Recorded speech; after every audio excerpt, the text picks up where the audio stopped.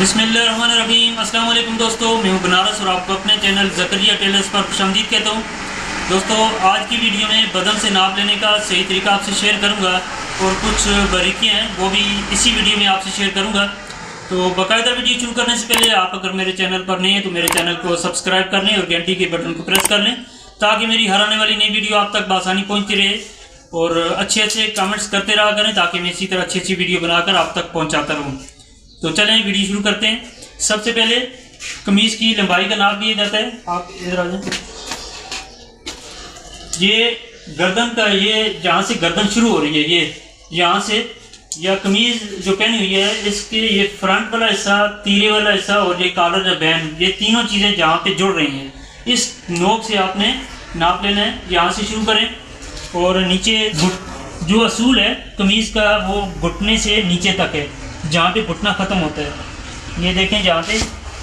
और दूसरी बात यह है कि बाज़ कस्टमर इससे नीचे पहनना पसंद करते हैं, बाज़ इससे ऊपर पहनना पसंद करते हैं। ये आप कस्टमर की मर्ज़ी मालूम कर लें, उससे पता कर लें कि ये कहाँ तक पहनना पसंद करते हैं। वैसे असूल तो ये है कि कंधे, ये जो घुटना है, घुटने की नीचे वाली घुटने की हड्डी का जो नीचे वाला सिरा है वहाँ तक कमीज़ होनी चाहिए। तो ये कमीज़ की लंबाई होगी। और कस्टमर को बोल दें कि जब मैं इंची टेप नीचे कर रहा हूँ तो वो नीचे झुक के ना देखे, वो झुक के देखेगा तो वो लंबाई में फ़र्क आएगा।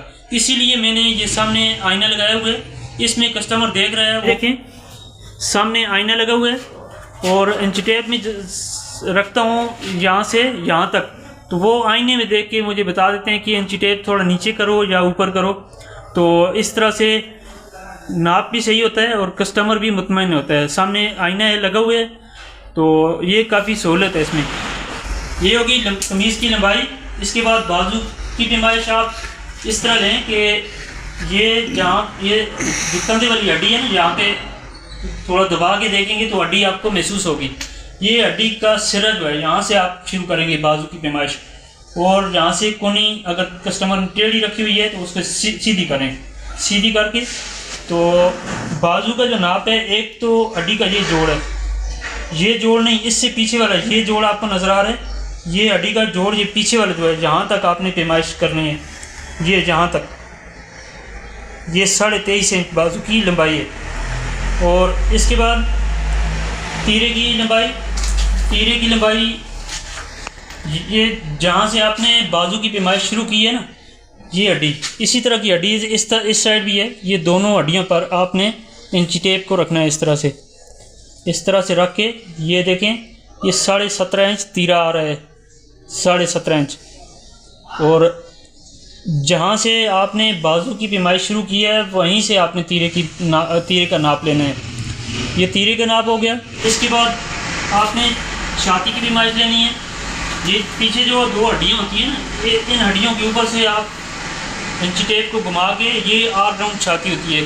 काफ़ी सारे मेरे जो सब्सक्राइबर हैं वो पूछते रहते हैं जी ऑल राउंड छाती क्या है। जिन्होंने PDF बुक में फार्मूले पढ़े हैं वो ऑल राउंड छाती को काफ़ी सारे दोस्त हैं वो समझते नहीं है कि ऑल राउंड छाती का नाप क्या चीज़ होती है। तो वो ये इस तरह ऑल राउंड छाती का नाप लिया जाता है। ये ज़रूर लिया करें। काफ़ी सारे जो है ना फार्मूले ये छाती से ही निकलते हैं।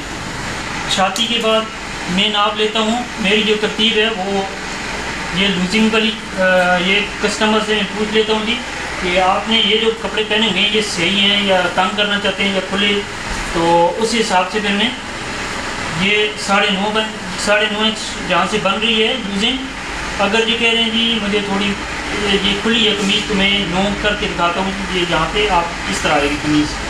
तो इसके बाद दामन का नाप लिया जाता है। मेरी जो तरतीब है, मैं इसके बाद दामन का नाप लेता हूँ। दामन का नाप इस तरह रखिए आप, ये अगर गोल कमीज़ है तो गुलाई से ऊपर ये जो जहाँ से गुलाई ख़त्म हो रही है ना, इससे ऊपर अगर आपने नाप लेना है इस तरह से। ये 1 ही इंच इनका घेरा हो गया कमीज़ का। और इसके बाद कॉलर का नाप, कॉलर जब है तो इस तरह से रख के एक उंगल आपने अंदर रखनी है, ये इस तरह से ये देखें, ये 14.5 इंच कॉलर हो या बैन हो इसका। और कंधे का नाप अंदाजे से आप इस तरह भी कर सकते हैं और इस तरह भी ले सकते हैं। सही हो गया। और एक तरीका ये है, इस तरह भी आप कंधे का नाप ले सकते हैं। जो फिटिंग वाले पेन पसंद करते हैं, इस तरह से भी आप कंधे का नाप ले सकते हैं। इसके बाद हो गया कफ का नाप। नाप जितना तफसील से लेंगे उतना ही परफेक्ट आपका सूट बनेगा और कस्टमर भी आपका खुश होगा। तो कफ का नाप लेते वक्त आप ये देख लें कि कस्टमर प्लेट वाले बाजू पेन पहने हुए हैं या फिटिंग वाले, और उनसे पूछ लें कि आप फिटिंग वाले पेन पसंद करते हैं या प्लेट वाले। तो ये यहाँ से आपने इस तरह पैमाइश ले लेनी है कफ की। ये पूछ लें कि ये आपको कफ सही है, या फिर दूसरा तरीका मैंने वीडियो में बताया हुआ है। कफ का नाप आप इस तरह भी ले सकते हैं। ये 6 इंच है और 2 इंच इसमें प्लस करके कफ की आप रख सकते हैं लंबाई।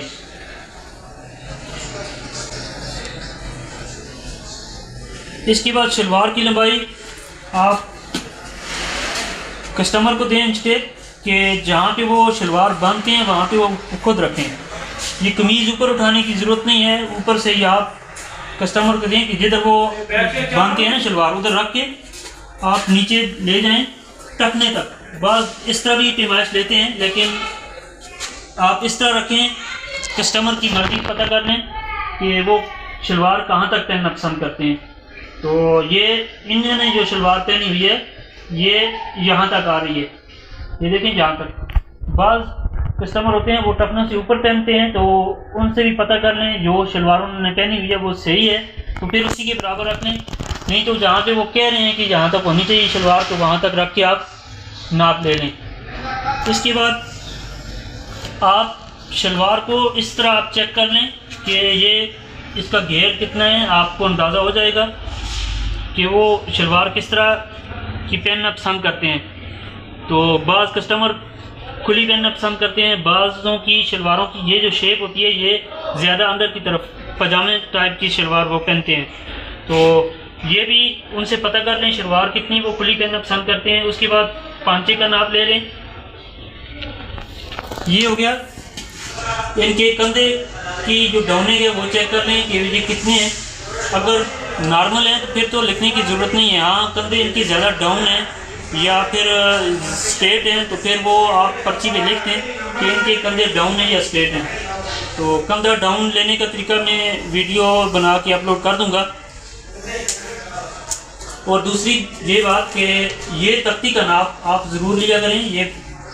ये जो ये हड्डी है ना, ये हड्डी आपको यहाँ पे एक हड्डी महसूस होगी, जहाँ इस हड्डी से नीचे आए, जहाँ से लेकर यहाँ तक ये 13.5 इंच बन रहा है, 13.5 पौने 14 इंच। ये नाप लेंगे तो आपका ये फ्रंट आपका बिल्कुल साफ़ है। उम्मीद है आपको आज की वीडियो पसंद आई होगी। अगर वीडियो पसंद आए तो इसे लाइक ज़रूर कर दिया करें और अपने दोस्तों में शेयर करें।